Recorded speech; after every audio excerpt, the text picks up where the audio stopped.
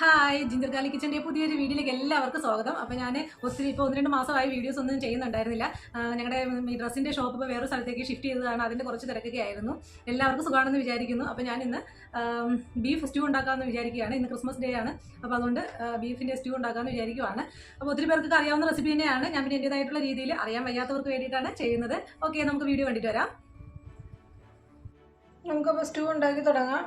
ഞാനിപ്പോൾ 2 table spoon അളവിൽ വെളിച്ചെണ്ണ ഒഴിച്ചു കൊടുക്കുകയാണ്. ഞാൻ 1/2 കിലോ ബീഫിൻ്റെ ഇതാ പറയുന്നത് കേട്ടോ.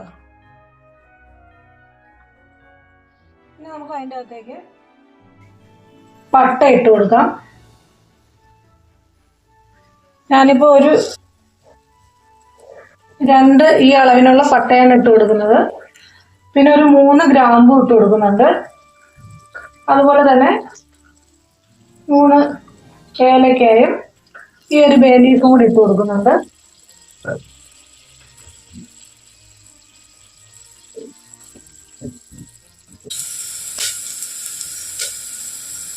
നമുക്ക് ഇതിൻ്റെ അകത്തേക്ക്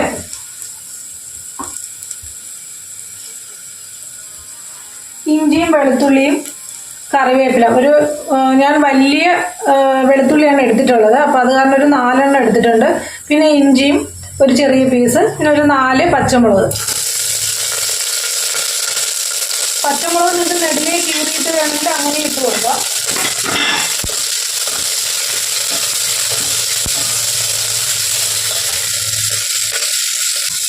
ഇനി നമുക്ക് സവാള, ഇത് 2 മീഡിയം സൈസിലുള്ള സവാളയാണ്.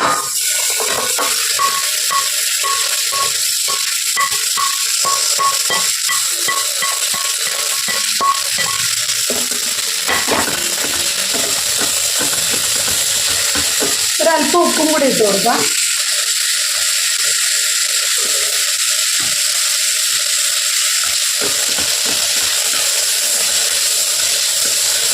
ഇനി ആ സവാള എല്ലാം നമുക്കൊന്ന് നല്ലോണം വഴറ്റിയെടുക്കാം. അപ്പോൾ നമുക്ക് സവാള വഴറ്റിയെടുത്താൽ മതി, ഒത്തിരി അങ്ങോട്ട് മൊരിഞ്ഞൊന്നും പോകേണ്ട ആവശ്യമില്ല.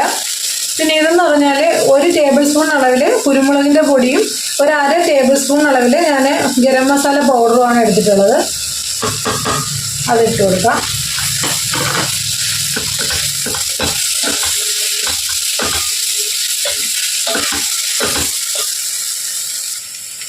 ഒരു 1/2 ടീസ്പൂൺ അളവിലുള്ള പെരിഞ്ജീരകവും കൂടി ഇട്ട് കൊടുത്തിട്ടുണ്ട്.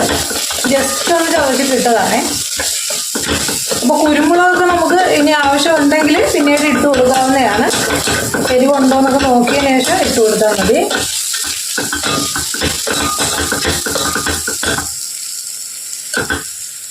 ഇനി നമുക്കിതിൻ്റെ അകത്തേക്ക് നമ്മൾ കഴുകി വൃത്തിയാക്കി വെച്ചിട്ടുള്ള ബീഫ് ഇട്ട് കൊടുക്കാം.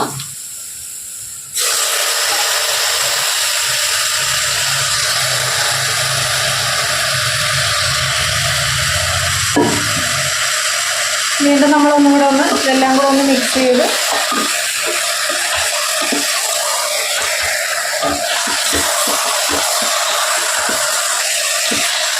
നമ്മളിതിൻ്റെ അകത്ത് മുളക് പൊടി എരിവിന് ഇടുന്നില്ല.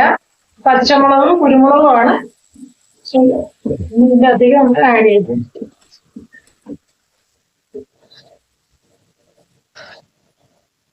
ഇനി നമ്മൾ ഇതിൻ്റെ അകത്തേക്ക് ഒരു ചെറിയ ഉരുളക്കിഴങ്ങാണ്, അതിനെ ഇച്ചിരി കട്ടിയായിട്ട് തന്നെ ഈ ഒരു കന്നത്തിലൊക്കെ തന്നെ കട്ട് ചെയ്ത് അതും കൂടി ഇട്ട് കൊടുക്കാം. അത് കഴിഞ്ഞിട്ട് നമ്മൾ പിന്നെ ഇതിൻ്റെ അകത്തേക്ക് 2ാം പാല്, തേങ്ങാപ്പാൽ 2ാം പാലാണ്, അതും കൂടെ ഒഴിച്ചു കൊടുക്കാം.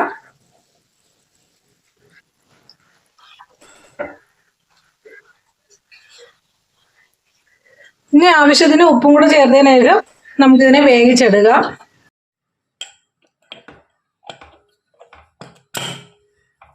അപ്പോൾ ആദ്യം ഹൈ ഫ്ലെയിമിൽ ഒരു 2 വിസിൽ വരട്ടെ. എന്നിട്ട് ബാക്കി നമുക്ക് പിന്നെ മീഡിയം ഫ്ലെയിമിലാക്കിയതിന് ശേഷം ഒരു 4 വിസിലും കൂടെ വന്നാൽ മതി. പിന്നെ ഓരോരുത്തരും എടുക്കുന്ന ബീഫിനെ ഡിപ്പെൻഡ് ചെയ്തിരിക്കും കേട്ടോ അതിൻ്റെ വേഗം എന്ന് പറയുന്നത്. അപ്പോൾ നമുക്ക് വേവിച്ചിട്ട് വരാം. അപ്പോൾ നമ്മുടെ ബീഫെല്ലാം വെന്തിട്ടുണ്ട്. ഇനി അതിൻ്റെ അകത്തുനിന്ന് നമുക്ക് ആ പൊട്ടറ്റോ മാത്രം ഒന്ന് മാറ്റിയെടുക്കാം.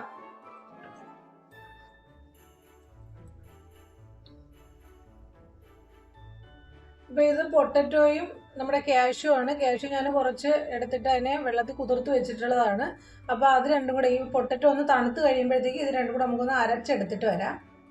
ഉരുളക്കിഴങ്ങ് ഇങ്ങനെ അരച്ച് ചേർക്കുമ്പോൾ ഒരു പ്രത്യേക ടേസ്റ്റാണ്. ക്യാരറ്റ് ആണെന്നുള്ളതെങ്കിൽ അതിങ്ങനെ അരച്ച് ചേർക്കേണ്ട, അതിങ്ങനെ പീസായിട്ട് നമുക്കൊന്ന് വേവിച്ചതിന് ശേഷം ഇട്ട് കൊടുത്താൽ മതിയാവും.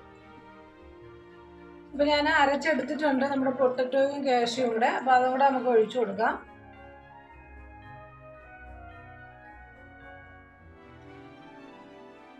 അപ്പോൾ ആ പൊട്ടറ്റോയും നമ്മുടെ അണ്ടിപ്പരിപ്പും കൂടെ നല്ലതുപോലെ ഒന്നും കൂടെ ഒന്ന് തിളച്ച് വരട്ടെ. അപ്പോൾ ഈ സമയത്ത് നിങ്ങൾ എരിവ് കുറവാണെന്നുണ്ടെങ്കിൽ നമ്മളിനി കടുവറുത്ത് ഇത് വറവിടുന്നുണ്ട്.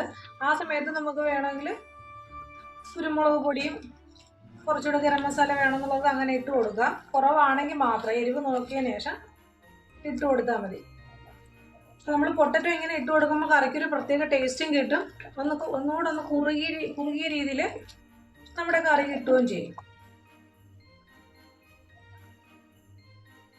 ഇത് നമ്മൾ ഫ്ലെയിം നല്ലതുപോലെ ഒന്ന് കുറച്ച് വെക്കുക. എന്നതിന് ശേഷം 1-ാം പാല്, നല്ല കട്ടിപ്പാല് ഒഴിച്ചു കൊടുക്കുക.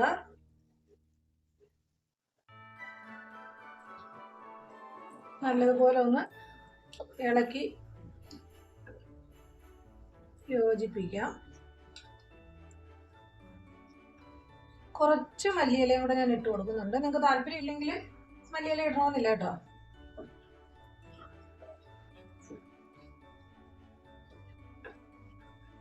ഒന്നാം പാല് ഒഴിച്ചു കഴിഞ്ഞാൽ പിന്നെ തിളക്കിയൊന്നും വേണ്ട.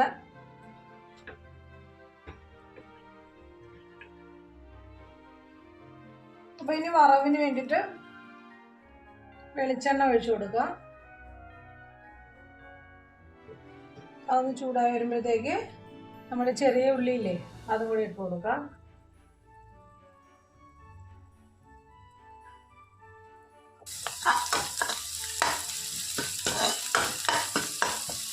ഈ സമയത്താണ് നിങ്ങൾ കുരുമുളകോ അങ്ങനെ എന്തെങ്കിലും അഡീഷണൽ ചേർക്കണമെന്നുണ്ടെങ്കിൽ ചേർക്കേണ്ടത് ഈ ഒരു സമയത്ത് ചേർത്താൽ മതി.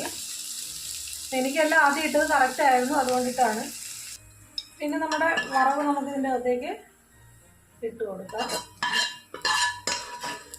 കുറച്ച് മല്ലിയിലയും കൂടെ, മല്ലിയില കുറച്ച് ഇട്ട് കൊടുത്തിട്ടുണ്ട്. ഇനി നമുക്ക് സ്റ്റൗ ഓഫ് ചെയ്തതിന് ശേഷം ഒരു 5 മിനിറ്റ് ഒന്ന് മൂടി വെച്ചേക്കാം. സ്റ്റൗ ഓഫ് ചെയ്തിട്ട് കേട്ടോ.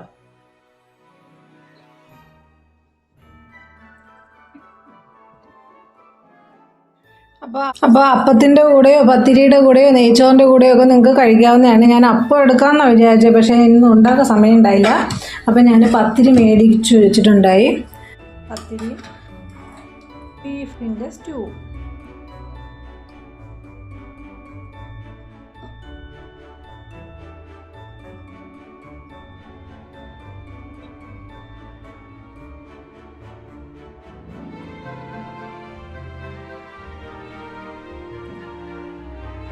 കഴിച്ചോട്ടെ.